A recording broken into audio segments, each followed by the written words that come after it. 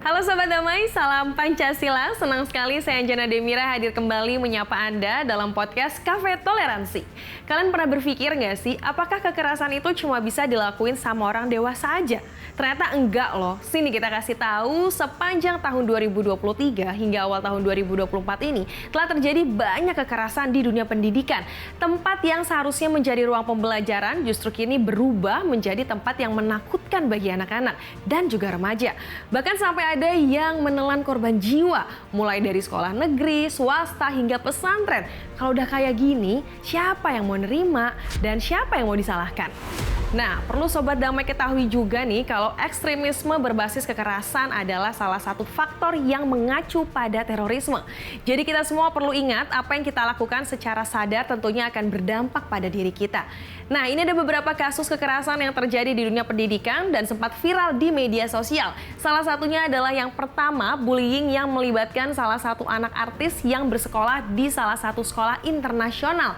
Ada juga nih yang kedua, seorang pelajar laki-laki yang menggunakan media sosialnya untuk mengolok-ngolok agama dengan menggunakan bahasa yang tidak pantas sehingga akhirnya ditangkap oleh polisi setempat meskipun ia mengaku disuruh temannya. Lalu yang ketiga, dan perlakuan kekerasan di salah satu pondok pesantren yang mengakibatkan korban jiwa hingga orang tua tersebut sangat terpukul. Tentunya kita semua turut prihatin dengan beberapa kasus lainnya yang melibatkan anak dalam konteks kekerasan. Untuk itu, BNPT hadir dengan membuat 7 program prioritas. Salah satunya adalah pembentukan sekolah damai dengan upaya untuk membangun kesadaran tentang bahaya dan dampak negatif dari intoleransi, diskriminasi, serta mengintegrasikan nilai-nilai toleransi untuk saling menghormati. Kemarin juga sempat ada nih viral di media sosial, anak-anak sekolah menyanyi dan berkumpul dari beberapa lintas agama dan juga dihadiri oleh tokoh agamanya masing-masing. Kayak apa sih nyanyinya kok bisa sampai viral? Ini nih.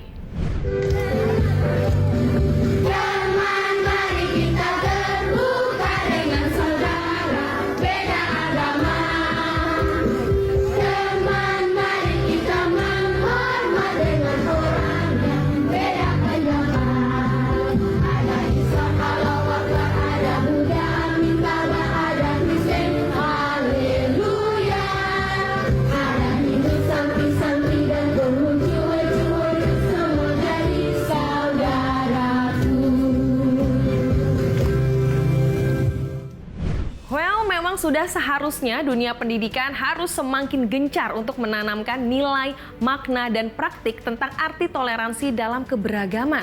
Lalu yang jadi pertanyaan, apakah setiap sekolah dan guru pengajar mampu melakukannya untuk menciptakan lingkungan sekolah yang sehat, damai, dan jauh dari paham radikalisme?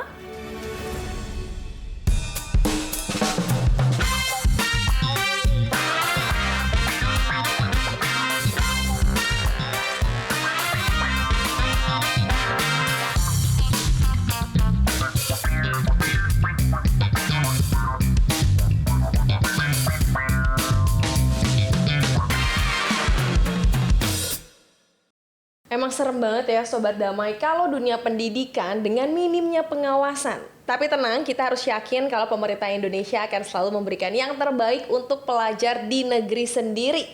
Well, untuk membahas pendidikan kita sudah menghadirkan seorang narasumber yang jauh-jauh dari Bandung loh. Nah, beliau ini merupakan seorang guru yang menambah jobnya sebagai konten kreator yang selalu viral dan jadi pembahasan publik. Mari kita sapa Bapak Guru Gembul. Assalamualaikum Pak. Waalaikumsalam warahmatullahi wabarakatuh. Sudah hadir di sini. Saya malah senang diundang di Iya sini. dong. Kita bertemu akhirnya ya Pak. Pak, ceritain sedikit dong kenapa sih dipanggilnya kok Guru Gembul? Iya, pasti semuanya setuju lah kalau saya namanya Guru Gembul. Yang pertama memberikan nama Bapak sendiri atau netizen? Sendiri, saya sendiri, karena saya orang yang sangat tahu diri. Tapi bagus, langsung menarik perhatian masyarakat, Pak. Iya, enggak juga sih, saya butuh proses kan, butuh waktu. Tapi ya alhamdulillah sekarang dapat atensi dan semoga gagasan-gagasan bukan hal-hal yang bersifat pribadi yang semoga gagasan-gagasan itulah yang bisa memberikan inspirasi buat banyak orang. Pastilah. Nah ini sebenarnya kita ngobrolnya santai-santai aja ya Pak. Jadi untuk pembukanya nih, sebenarnya sih mungkin di sini Sobat Damai banyak yang mau tahu Bapak ini sebenarnya guru apa. Karena secara informasi ini ada guru PKN, sejarah, tapi juga kita ngelihatnya seorang pendakwah. Mungkin bisa diceritain sedikit perjalanannya dong Pak. Iya, saya memulai karir sebagai guru tuh guru sejarah. Oke.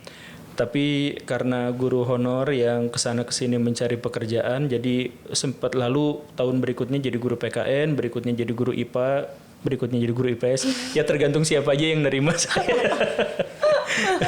Dan sekarang jadi guru PKN lagi. Oh. Untuk tahun ini, tahun depan masih negosiasi. Kalau ada guru PNS yang masuk ke sekolah saya guru PKN, maka saya harus ditendang menjadi guru yang lain. Wah ilmunya banyak banget dong Pak, bisa mengajar. Kepepet aja. Nah tapi sebenarnya sampai akhirnya memutuskan oke, sekarang saya mau membuat konten nih dari seorang guru, itu titik baliknya apa sih Pak sebenarnya? Ya, titik baliknya itu adalah ketika saya berjanji kepada siswa-siswa saya bahwa saya akan menjawab pertanyaan apapun yang mereka ajukan. Karena anak-anak zaman sekarang itu mendapatkan informasi yang jauh lebih banyak, jauh lebih luas, dengan frekuensi yang sangat rapat dibandingkan dengan guru-gurunya. Dan mereka membutuhkan klarifikasi atas informasi-informasi itu. Sedangkan kebanyakan guru malah mengatakan itu nggak ada materinya di buku, bahas aja ini gitu. Padahal yang sangat relevan informasinya buat mereka dapatkan itu yang berseliweran di mana-mana itu. Betul. Nah, makanya saya pikir saya harus menjadi seorang guru yang bisa memberikan klarifikasi, memberikan semacam bagaimana caranya untuk memverifikasi sebuah sumber apakah ini hoax atau tidak dan seterusnya. Maka saya tantang anak-anak, ajukan pertanyaan apapun yang bisa kalian sampaikan, yuk kita diskusikan di kelas. Dan ketika itu terjadi, jam pelajaran tidak pernah cukup. Mereka punya banyak sekali pertanyaan-pertanyaan dan luar biasa kritis. Dan karena itulah akhirnya ya sudah sebagian kita masukkan ke channel YouTube gitu. Kurang lebihnya gitu. Tapi ya sih Pak, mungkin perbedaannya zaman sekarang sama dulu, mungkin percepatan teknologi, berita itu tidak setiap saat bisa dipegang sama mereka. Sementara mereka ini masa-masanya golden age gitu ya Pak, lagi kritis-kritisnya gitu ya. Jadi memang penting untuk didampingi gitu ya Pak. Betul, dan sangat dikhawatirkan ketika misalkan pertanyaan-pertanyaan mereka yang sangat kritis itu kemudian dihentikan dengan sebuah pernyataan, ini bukan pelajarannya ya, jangan bahas yang seperti itu. Itu jelek sekali, itu nggak bagus untuk perkembangan mental mereka, nggak bagus untuk perkembangan intelektual mereka. Betul-betul, saya setuju. Nah, Pak Guru Gembul ini kan subscriber udah 1 juta nih. Oh iya. Ya. Oh iya. Nah, mungkin di sini Sobat Damai mau tahu juga isu yang lagi hangat yang saat ini baru saja selesai atau memang lagi sering dipakai gitu oleh Pak Guru Gembul untuk menyuarakan gagasan itu apa sih? Ini baru kemarin banget. Jadi saya bikin sebuah video. Yang video itu saya mengundang seseorang yang menjadi saksi mata dan saksi rasa masuk ke pengajian yang menurut saya menyimpang atau nyeleneh lah setidaknya. Bahwa pengajian itu nggak ngajarin ajaran-ajaran Islam, tidak ngajarin Quran bagaimana, tidak ngajarin hadis bagaimana, tapi ngajarin tentang ritual-ritual yang tidak dikenal. Kemudian di sana itu ada semacam kewajiban untuk membeli alat-alat ritual seperti tasbih, harganya 10 juta minimal, yang buat fakir miskin 5 juta aja nggak apa-apa, boleh dicicil, tapi itu diharuskan. Ya, banyak tuh Pak yang beli. Kan wajib. Nah, ketika saya ngundang seseorang yang menjadi saksi mata dan saksi rasa dari itu, orang itu sekarang mendapatkan persekusi. Dia tidak boleh pulang ke rumahnya, dia diancam akan dipukuli dan sebagainya. Dan bahkan semalam masih update, semalam itu dibawa ke pesantrennya untuk diceramahin dan lain-lain, diperingatkan supaya tidak memviralkan dan sebagainya. Berarti kan sebenarnya itu sesuai dengan syariat Islam. Iya, jauh lah. Gak ada ceritanya dalam ajaran agama Islam yang seperti itu. Nah, apakah itu sebenarnya masuk ke paham radikalisme kah? Atau saya pikir itu adalah upaya mendoktrin masyarakat yang kurang berpengetahuan dan berwawasan, kurang kesadaran dan kurang berintelektualitas.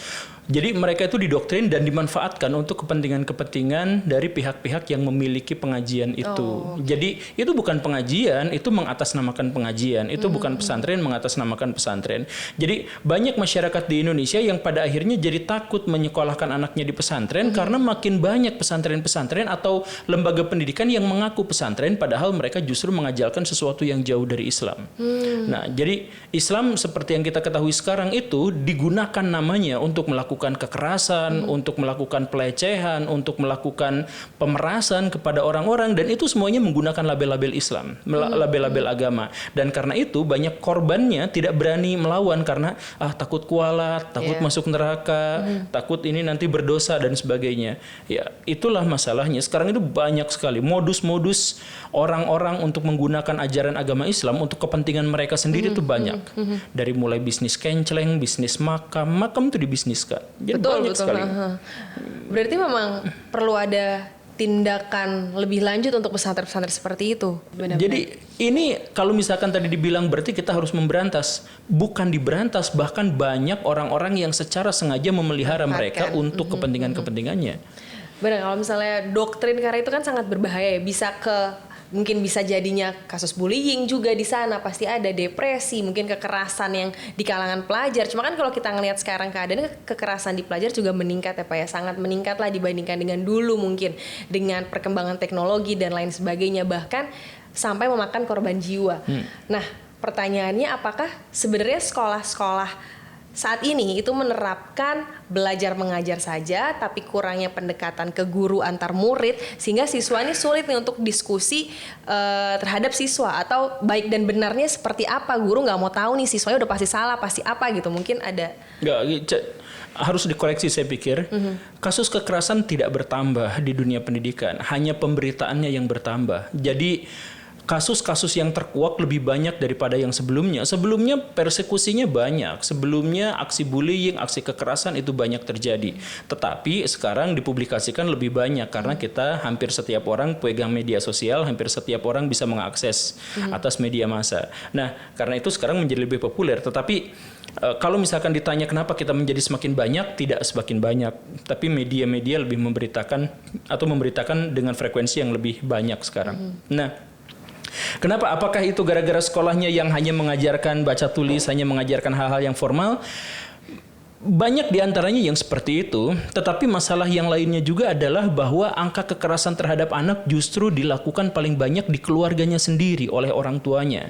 Jadi angka kekerasan di sekolah itu posisi nomor 2 dan posisi nomor 3. Nomor 2 itu adalah kekerasan oleh guru, nomor 3 adalah oleh teman sekolah, nomor 1-nya adalah oleh orang tua sendiri. Banyak orang tua di Indonesia yang belum bisa membedakan mana mendidik dan mana menjadikan anak sebagai pelampiasan amarah dan hawa nafsunya, pelampiasan stres gitu.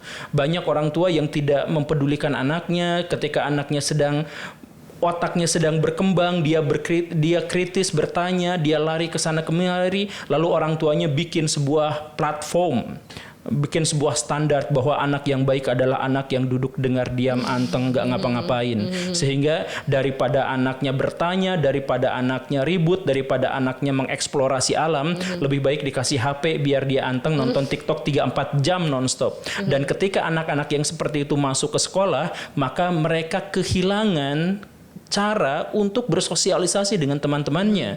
Jadi waktu angkatan kita dulu itu, kita bersosialisasi. Ya kita pukul-pukulan sama teman, kita berantem sama teman, tetapi kita juga bersosialisasi. Kita misalkan disuruh untuk main bola, dan main bola itu mengajarkan kepada kita, siapa yang curang dia yang akan dihardik. Siapa yang tidak tahu aturan dia yang akan dikalahkan. Dia akan dicemooh. Itu diajarkan kepada kita dengan permainan itu. Tetapi ketika kita diajarin oleh handphone, di mana kita kemudian masuk bubble, kita tidak bisa berinteraksi dengan orang, kita tidak bisa mendapatkan sosialisasi yang sewajarnya, dan akhirnya semakin banyak kesalahpahaman antar anak. Benar. Otomatis agresivitas seseorang juga akan naik dengan gadget itu sendiri sebenarnya. Tapi kalau kita lihat mungkin tadi Pak Guru Gembul sempat menyiratkan bahwa memang di berita semakin banyak kekerasan di keluarga, bahkan juga kekerasan masuk tuh bukan hanya di sekolah negeri, swasta, tapi juga di pesantren. Nah, sebenarnya kalau untuk pelajar ataupun santri, faktor utamanya mereka melakukan perbuatan itu apakah dari media sosial atau mungkin dari keluarganya atau? Di pesantren beda cerita sebenarnya. Pesantren itu sejak awal tidak untuk semua pesantren ya, karena pesantren di Indonesia juga tergantung alirannya apakah dia modern atau tidak, di kota atau tidak, siapa kiainya dan sebagainya, ada banyak sekali faktor dan variabel. Cuman di pesantren itu banyak kasus bullying, banyak kasus kekerasan, persekusi, bahkan banyak kasus pelecehan seksual yang dilakukan oleh ustadz dan gurunya sendiri karena ada relasi kuasa yang kuat di situ, di mana kesenjangan otoritas antara guru misalkan atau ustadz dengan santrinya itu benar-benar tinggi, sangat signifikan, jauh sekali. Nah, jadi santri harus patuh apapun yang guru katakan, harus diam, harus ngikutin biar dia dapat berkah, biar dia dapat pahala, biar dia tidak kualat, biar dia tidak dapat dosa. Sedangkan gurunya berhak untuk melakukan apapun atas dasar pelajaran dan pemberian pengajaran. Nah, banyak pesantren-pesantren yang seperti itu, dan kalau misalkan itu terjadi dan dibiasakan, maka santri yang senior merasa memiliki relasi kuasa yang besar juga terhadap adik juniornya, dan ini persekusi banyak terjadi di sini. Nah, tapi kan sebenarnya maupun itu sekolah internasional, swasta, negeri, santri gitu kan, sebenarnya di setiap lini ini akan ada kekerasan. Ada, tapi dalam penyebabnya itu beda-beda. Jadi misalkan di sekolah-sekolah yang bonafit tiba-tiba ada anak yang melakukan persekusi pada temannya, biasanya orang yang kelewat kaya terlalu kaya sampai dia tidak memperhatikan anak-anaknya. Jadi anak-anaknya dibiasakan untuk hidup, dia bisa mendapatkan apa yang dia mau kecuali perhatian dari orang tuanya. Dia mendapatkan apapun, minta dibeliin ini dikasih, minta dibeliin ini dikasih, tetapi ngobrol sama orang tuanya nggak bisa karena orang tuanya sibuk. Nanti harus ada makan malam sama Pak Jenderal dan sebagainya. Akhirnya si anak-anak itu tumbuh sebagai orang yang tidak memiliki empati, orang yang tidak memiliki perasaan antar sesama gitu. Jadi saya mengerti bahwa ini adalah barang milik saya yang berhak saya apapun, saya lakukan dengan cara apapun, maka dia tidak akan melawan, tetapi saya tidak memiliki interaksi. Jadi bagaimana caranya merasakan penderitaan orang lain dia nggak ngerti, bagaimana caranya mencurahkan kemarahan dia nggak tahu caranya. Nah, akhirnya muncullah anak-anak orang kaya tajir melintir yang sekolah di sekolah yang SPP-nya luar biasa mahal, tetapi dia bahkan tidak tahu bagaimana cara memperlakukan kawannya dengan baik. Iya, saya yakin sih background dari keluarga itu sangat penting juga untuk melihat pertumbuhan anak di sekolah, karena sebenarnya kan ilmu anak itu datangnya pertama dari keluarga, bukan dari sekolah. Nah, untuk adik-adik di luar sana sebenarnya sih tadi setelah kita ngobrol ya, mau belajar di sekolah negeri, swasta, internasional atau bahkan pesantren, itu semua sama aja karena sama-sama ingin memberikan kita ilmu untuk bekal kita, untuk kita membuat kita jadi lebih pintar. Nah, sekarang bagaimana kita untuk terus semangat mengejar impian aja. Udah jangan tuh jelek-jelekin satu sama lain, main kasar, ribut-ribut di luar sekolah, nggak ada untungnya juga kan ya Pak? Tapi kalau kita ngomongin nih Pak soal kekerasan ekstremisme seperti ini gitu ya, tapi kan kita tahu juga bahwa salah satu faktor pasti mengarah ke arah terorisme gitu ya. Bahkan sempat tercium juga bahwa ada seorang guru yang terpapar paham intoleran dan radikalisme. Gimana pendapat Pak Guru Gembul nih terkait hal ini? Apakah guru ini sebenarnya menjadi garda terdepan, memiliki tanggung jawab untuk menanamkan nilai-nilai Pancasila kepada muridnya? Intoleransi itu bukan hanya disebutkan ada satu guru yang kemarin diberitakan terpapar, tidak seperti itu. 1 dari 4 anak di Indonesia itu pernah dikafir-kafirin gitu. Yang dimaksud dengan toleransi itu, toleransi itu gak selamanya baik. Toleransi itu adalah berarti kita membiarkan orang lain melakukan apa yang dia mau. Itu arti toleransi itu begitu. Jadi misalkan ada polisi mentolerir seorang pengendara motor yang tidak pakai helm. Nah, toleransi di situ itu tidak baik. Iya. Iya, karena mentolerir itu. Tapi kan definisi toleransi itu adalah membiarkan orang lain melakukan apa yang dia mau. Berarti termasuk misalkan ketika saya punya teman beragama Hindu misalkan, kemudian dia sewaktu-waktu bikin sesajen di depan rumahnya, misal, maka saya membiarkan apa yang dia mau. Nah, itu toleransi itu begitu.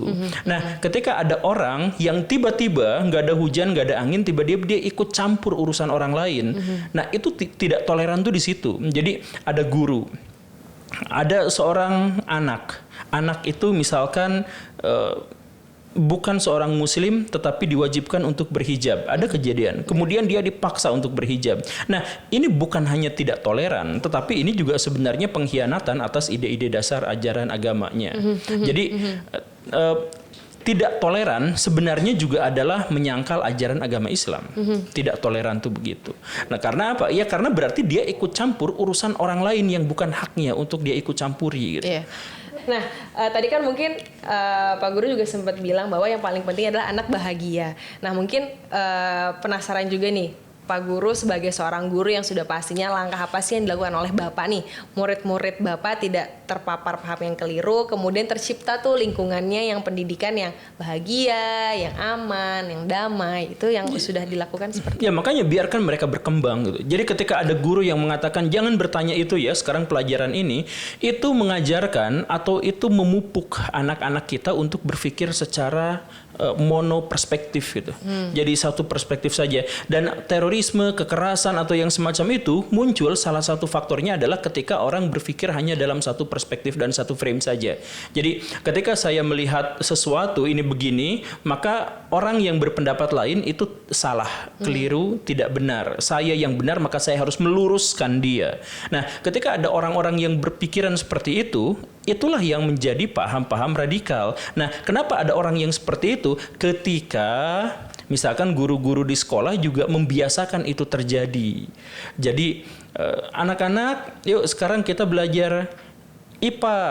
Pelajarannya sekarang adalah sistem peredaran darah, misalkan begitu. Kemudian ada anak yang nyeletuk.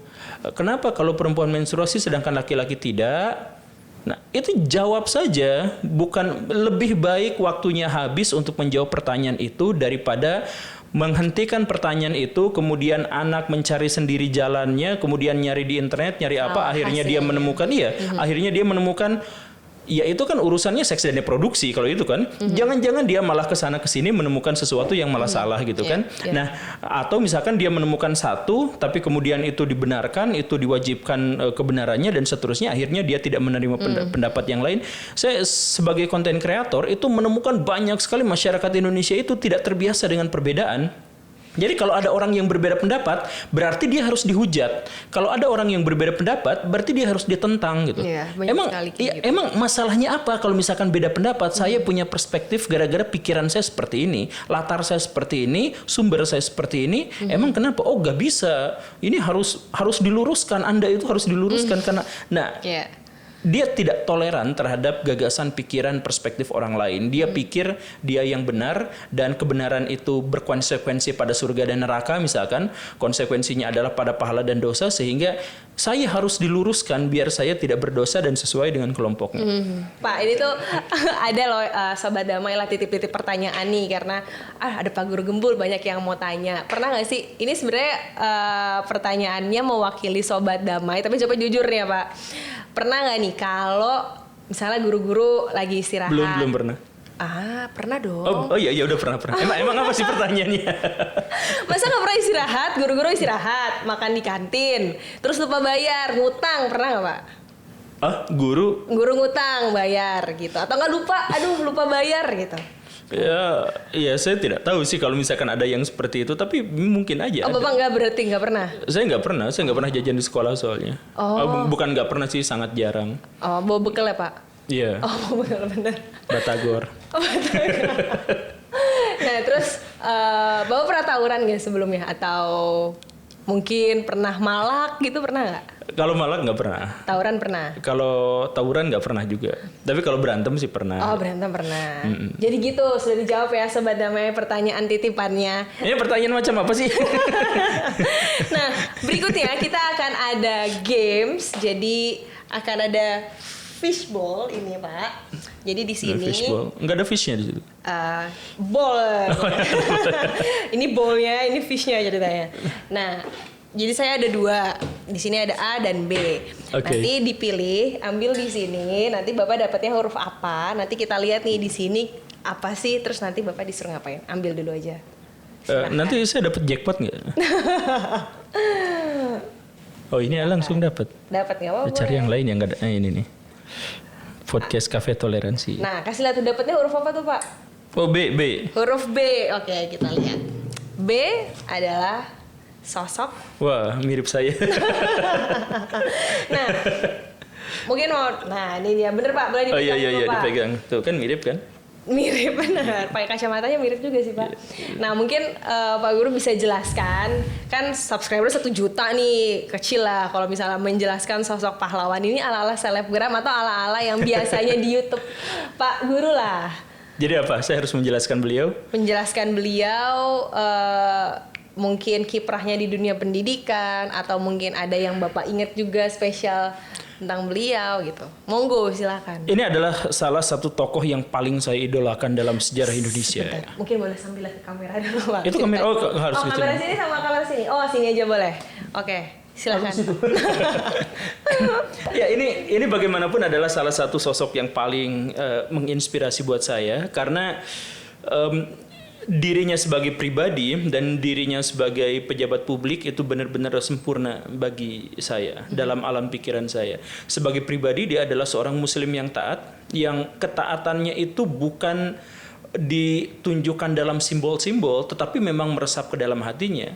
Jadi misalkan bahwa dia yang megang kebijakan negara, dia yang megang keuangan negara. Dia tahu misalkan bahwa besok akan terjadi misalkan denominalisasi gitu, dan dia sedang menabung gitu, tetapi dia tidak ceritakan kepada istrinya, dia tidak ceritakan.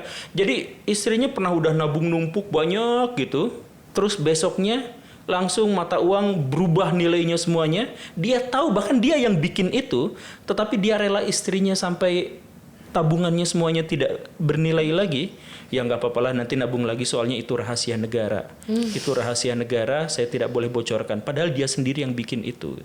Jadi ini adalah sosok yang sangat luar biasa, hidup dengan buku-buku yang jumlahnya banyak, tetapi sepatu saja dia tidak punya, listrik aja dia tagihannya nunggak.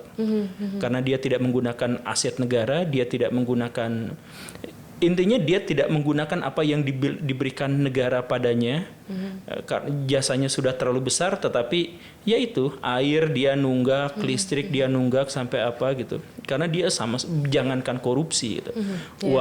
Uang gajinya aja gitu tidak dia ambil sepenuhnya untuk apa ya? Untuk sebuah idealisme gitu, untuk sebuah kejujuran gitu. Inilah Pak Muhammad Hatta. Iya, beliau spesial sekali sih Bapak Muhammad Hatta Spesial. Dan mungkin banyak nggak sih Pak murid-murid sekarang nih yang bahkan belum tahu gitu kisah dari Muhammad Hatta ataupun Ki Hajar Dewantara gitu. Ya banyak, bahkan banyak sekali murid-murid saya yang sampai level SMP mengira bahwa tidak ada yang namanya Muhammad Hatta, yang ada adalah Soekarno Hatta gitu. Saya yakin sih ini kedua tokoh ini memang sangat luar biasa, dan dari sekian banyak tokoh Indonesia yang lainnya gitu, yang pastinya sebenarnya mungkin anak-anak sekarang ini perlu untuk tahu lebih mendalam tentang kisah-kisah mereka yang mungkin banyak kita sendiri pun juga nggak tahu gitu, dan itu penting untuk menanamkan nasionalisme juga ya untuk murid-murid kita ya Pak. Iya, jadi anak-anak kita banyak yang tidak paham tentang siapa mereka, apa yang mereka lakukan. Karena ketika guru-guru menceritakan tentang mereka guru-guru itu menceritakan tentang fakta-fakta yang itu tidak imajinatif dan itu tidak konstruktif gitu. Kalau misalkan kita mengajarkan kepada anak-anak tentang bagaimana perjuangan mereka, itu mungkin anak-anak kita itu akan mengerti tentang arti perjuangan. Tetapi yang dilakukan banyak, bukan semua, yang dilakukan oleh guru-guru kita, anak-anak pada tahun berapakah Muhammad Hatta dilahirkan? Anak-anak di kota apakah Muhammad Hatta dibuang di Belanda? Betul. Itu hafalan saya tuh, saya masih ingat. Nah iya itu. Nah itu tidak akan menghasilkan apapun gitu. Coba kalau misalkan ceritanya itu dirubah. Jadi anak-anak kalian bisa duduk di sini tuh itu karena keringat dan darah yang ditumpahkan. Jadi oleh pahlawan-pahlawan kita, orang-orang yang fotonya ada di sini tuh, mereka tahu kalau berperang melawan Belanda, mereka tahu kalau berkonflik dengan Belanda resikonya adalah kematian. Tetapi mereka tetap melakukan itu karena mereka percaya akan kebenaran dan mereka tahu bahwa kebenaran akan selalu menang. Dan tak peduli apakah mereka mati atau tidak, yang jelas kebenaran sedang mereka perjuangkan. Jadi penekanannya tuh pada nilai-nilai itu, bukan nilai-nilai yang tadi itu. Sebutkan 2 kawan dari Ki Hajar Dewantara. Serangkai siapa saja. 3 serangkai siapa aja. Iya, Saya aja tadi hampir lupa kan. Pas lihat mbaknya, oh ya ingat lagi. Karena ada bule kan yang satunya. Baiklah, terima kasih loh. Oh iya. Ini saya ambil lagi, terima kasih sudah. Permainannya nggak menghasilkan hadiah buat saya. Kan setelah ini ada hadiahnya. Oh, ada hadiahnya. Ada dong. Iya. Terima kasih sudah menjelaskan yang saya yakin Sobat Damai juga mungkin di sini ada yang belum tahu kisah dari Muhammad Hatta dan juga Ki Hajar Dewantara, 2 sosok yang sangat luar biasa untuk kita bisa ada di sini itu pasti juga salah satu dari kiprahnya mereka. Masing-masing punya biografi dan Pak Muhammad Hatta biografinya banyak sekali. Ya. Nah, kita balik ke topik lagi, mau minum? Apa? Enggak. Enggak. Takut saya. Ya udah, kita lanjut nih Pak. Kita ngobrol-ngobrol. Sebenarnya tuh bisa nggak sih kalau kita ngobrolin pendidikan itu menjadi gerbang perdamaian? Karena kan yang menjadi penguat dari pendidikan itu bisa jauh dari paham intoleransi antar siswa, paham radikalisme yang menyusup gitu. Jadi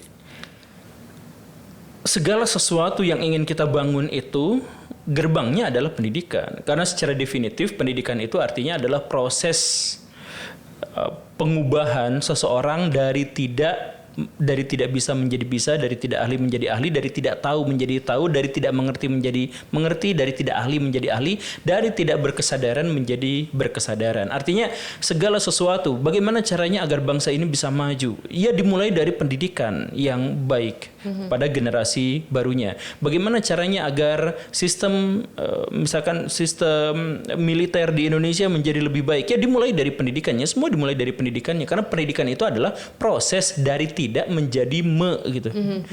Nah, kalau misalkan bagaimana caranya agar pendidikan kita itu melahirkan masyarakat yang toleran, masyarakat yang berdamai, masyarakat yang baik, ya dimulai dari pendidikannya. Pendidikan perdamaian, pendidikan toleransi itu harus diajarkan. Nah, ya itu tadi.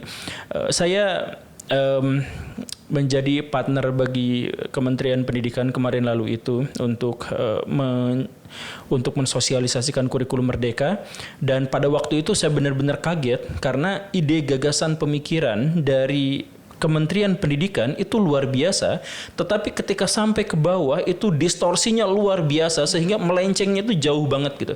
Jadi misalkan yang di atas itu kementerian itu mengatakan fokus dari Kementerian Pendidikan soal kurikulum Merdeka itu adalah bagaimana caranya siswa-siswa itu menikmati pendidikannya. Tetapi ketika sampai bawah, guru-guru diajarkan oleh para pengawasnya bagaimana cara bikin administrasi yang baik. Ini kan ngaco jauh. Nah, akhirnya apa? Di atas itu diajarkan bagaimana cara bertoleransi, disampaikan bagaimana cara mengemukakan pendapat, diajarkan bagaimana cara interaksi manusia satu dengan manusia yang lain. Itu tapi pas sampai bawah semuanya serba formalitas. Makanya saya sebagai guru benar-benar bisa melihat anak-anak yang nilai IPS-nya sempurna ternyata tidak bisa bersosial dengan teman-temannya. Padahal kan IPS ilmu pengetahuan sosial. Berarti nilai tertinggi didapatkan dari orang yang paling bisa menjaga interaksi yang baik dengan teman-temannya. Harusnya kan seperti itu. Tetapi yang terjadi adalah mereka jago hafalan, tetapi mereka tidak bisa bersosialisasi dengan teman-temannya. Saya bertemu dengan anak-anak yang nilai matematikanya adalah yang tertinggi, tetapi logikanya parah sekali. Kenapa? Karena bukan diajarkan logika matematika, tetapi diajarkan rumus. Dihafalin. Jadi matematika bukan pelajaran logika, malah jadi pelajaran menghafal rumus. Nanti kalau dapat masalah seperti ini rumusnya begini harus. Rumusnya salah, jawabannya benar pun tetap dianggap salah. Jadi ketika anak-anak kita menemukan rumus baru, teori baru, menemukan cara kerja baru, itu ditolak sama gurunya, kemudian ini salah. Caranya salah, harus pakai rumus yang kayak gini. Nah, jadi pendidikan kita menjadi tidak relevan di lapangan. Iya sih Pak, karena itu kalau dari lini atas sampai lini bawah itu menjadi PR untuk negara ini ya, untuk membangun pendidikan negara ini pastinya. Karena kan pasti tujuannya juga kita ingin berkembang, negara kita ingin menjadi negara maju, negara Indonesia emas nanti rencananya di 2045. Pasti banyak PR-PR, salah satunya juga di dunia pendidikan. Nah, saat ini BNPT itu juga lagi fokus Pak, ada 7 program prioritas. Jadi salah satunya adalah pembentukan sekolah damai. Jadi program yang dimaksudkan ini adalah membangun ketahanan sekolah yang toleran, memiliki ketahanan terhadap masuknya paham radikalisme, terorisme, dan ekstremisme. Nah, menurut Pak Guru sendiri dengan pembentukan program ini seperti apa? Wajib, sebuah keharusan. Tetapi jadi di satu sisi ini adalah sesuatu yang positif. Karena ya upaya untuk mengajarkan anak-anak supaya hidup dalam perdamaian, dalam toleransi itu berarti sesuatu yang baik. Tetapi ketika ada program itu atau ketika negara menjalankan program itu, artinya negara kita sedang tidak baik-baik saja. Karena sebenarnya toleransi itu adalah hal yang lumrah. Toleransi itu adalah bagian dari kehidupan manusia dalam bersosialisasi. Kalau misalkan saya dengan teman saya, itu fokusnya itu tentu saja, maksudnya kalau saya dengan teman saya bertemu, itu perbedaannya banyak sekali. Saya bertemu dengan teman yang lain, perbedaannya banyak sekali. Dalam pikiran, dalam ide, dalam keberpihakan, itu beda. Kalau misalkan kita mau berteman, satu-satunya cara adalah bertoleransi dengan teman kita. Jadi toleransi itu sebenarnya adalah bagian dari kehidupan kita. Kalau sampai ada sebuah negara atau pemerintahan yang sampai mengajarkan kepada anak-anaknya toleransi, artinya ada masalah besar di situ. Bahwa ternyata toleransi yang sudah menjadi tabiat manusia ternyata tidak ada di situ. Itu masalah utamanya. Jadi sekarang sudah kadung, jadi ayo kita sama-sama sukseskan program-program semacam itu. Banyak di antara masyarakat kita yang tidak berkesadaran tentang toleransi, tentang banyak di antara masyarakat kita yang tidak tahu mana yang dibiarkan dan mana yang tidak boleh dibiarkan. Nah, terkait sekolah damai, kira-kira kegiatan apa Pak menurut Pak Guru yang cocok untuk adanya dukungan nih antara siswa dan juga sekolah? Misalnya hanya dengan upacara atau mengadakan kegiatan budaya yang melibatkan semua unsur di lingkungan pendidikan, atau seperti apa saran dari Pak Guru?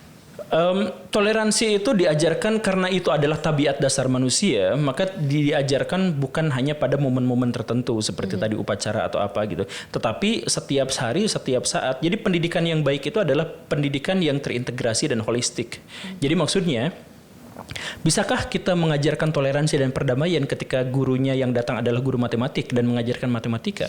Ya bisa, bisa. Jadi maksudnya ajarilah anak-anak dengan pelajaran yang holistik dan integratif. Jadi maksudnya ketika belajar agama, mereka belajar tentang perdamaian dan toleransi. Ketika belajar bahasa Indonesia, mereka belajar tentang perdamaian dan toleransi. Ketika mereka belajar ilmu pengetahuan sosial, belajar tentang perdamaian dan integrasi. Itu bisa, karena integrasi itu atau perdamaian, toleransi itu adalah sesuatu yang menjadi bagian dari kita gitu. Jadi guru bisa aja melesetin sedikit tentang toleransi, itu bisa. Jadi misalkan saya ngajar matematika, saya tidak akan bawa anak-anak ke buku. Saya biasanya misalkan anak-anak, kelas ini luasnya berapa? Nah, anak-anak bingung. Ya berapa Pak? Nggak tahu ya. Coba pikirkan sama-sama. Biasanya kemudian si anak-anak saya ini dengan menghitung ubin. Kalau satu ubin berapa, ininya berapa? Atau langit-langit gitu kan?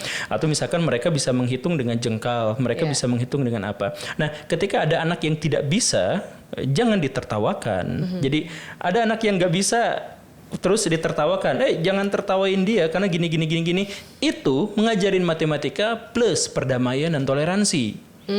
Gitu kan? Iya, betul. Jadi bisa dari semua lini kita bisa. Jadi jangan mengajarkan toleransi, jangan mengajarkan integrasi, jangan mengajarkan misalkan perdamaian dan sebagainya hanya dengan momen-momen tertentu saja. Tetapi seluruh pelajaran itu kita jadikan, dan gurunya sendiri harus memberikan contoh. Ketika ada anak yang tidak bisa menjawab terus, ya sudah, nak, saya percaya kamu memang tidak berbakat dalam tes lisan. Nanti kamu dites di ranah yang lain. Mungkin tes tertulis atau tes produk, kamu bebas. Oh, nah kamu tidak terlalu kuasa ternyata dalam pelajaran sejarah. Ya nggak apa-apa lah.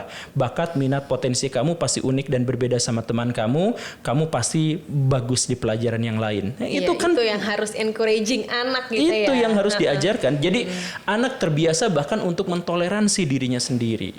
Betul sih, itu itu hal simple yang biasa kita bagi rapot, guru cuma bilang ini kurang di sini, ini harus ditingkatin. Berarti seakan-akan kita harus bisa semua bidang gitu kan sebenarnya. Mungkin itu penting juga sih untuk kita, bahwa sebenarnya kita bisa belajar dari siapapun, dari guru siapapun, bukan harus belajar toleransi harus sama guru PPKN aja nih, belajar agama sama guru agama Islam. Sebenarnya kan nggak kayak gitu yang seharusnya.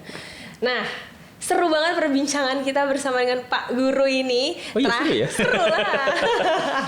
Terakhir nih Pak, apa sih mungkin harapan besar seorang guru yang menjadi orang tua kedua nih bagi pelajar yang ada di seluruh Indonesia? Apa saran dari Pak Guru Gembul untuk seluruh sekolah agar menjaga toleransi antar siswanya? Saya berharap bahwa orang-orang di Indonesia itu bisa benar-benar memisahkan mana ranah publik yang itu layak untuk didiskusikan dan menjadi bahan dialektika, dan mana ranah privat di mana kita gak boleh ikut campur di situ. Kita gak usah mikirin soal hal-hal yang bersifat privat. Di Indonesia itu kebalik gitu. Jadi ada tokoh-tokoh di Indonesia yang dijatuhkan karirnya gara-gara masalah keluarganya. Digosipin habis-habisan. Padahal itu masalah keluarga. Ada perceraian sampai berbulan-bulan didiskusikan. Tapi masalah-masalah publik kita gak berani bicara. Ada koruptor, udahlah kita gak usah ikut, dia mau orang besar gak usah ini. Itu hal-hal yang bersifat publik justru harus kita bicarakan. Hal-hal yang bersifat privat itu tidak boleh kita bicarakan. Nah, bicara soal perdamaian dan toleransi, mari kita sama-sama bikin sebuah sekat yang jelas dan tegas. Bahwa ayo kita bertoleransi pada hal-hal yang bersifat privat. Tetapi masalah-masalah publik itu harus kita diskusikan. Jadi kalau misalkan ada orang yang tadi itu, ada orang yang korupsi, ada orang yang maling dan sebagainya, toleransi kita tempatkan di mana? Kalau ada orang yang bercerai, ada orang yang bersengketa dengan anaknya, kita tempatkan di mana? Dari situlah kita bisa memahami di mana kita bisa berdamai dan di mana kita bisa tidak berdamai. Iya, karena itu dari literasi juga, dari pengetahuan, dari ilmu yang didapat sama setiap orang berbeda-beda, yang pastinya tentunya kalau kita berbicara soal toleransi di dunia pendidikan itu memang sudah selayaknya harus dilakukan oleh semua lini gitu ya Pak, oleh semua guru, oleh semua anak-anak juga bisa saling membantu satu sama lain. Terima kasih banyak loh Pak Guru sudah hadir di podcast. Iya, sama-sama. Terima kasih sudah meluangkan waktunya di sini. Oke, sama-sama. Ya Sobat Damai, dunia pendidikan memang sudah selayaknya sebagai tempat yang nyaman untuk menumbuhkan rasa cinta yang mendalam terhadap bangsa dan negara. Kekerasan dan sikap intoleran adalah bukan cerminan khas dari bangsa kita, apalagi dirasakan oleh anak-anak generasi penerus bangsa. Selain meraih prestasi yang membanggakan, tentunya Sekolah Damai juga menjadi impian bagi kita semua untuk terus mempromosikan perdamaian pendidikan Indonesia tanpa kekerasan. Baiklah, akhir kata saya undur diri. Saya Anjana Demira bersama dengan saya Guru Gembul. BNPT melindungi perempuan, anak, dan remaja Indonesia. BNPT hadir untuk Indonesia.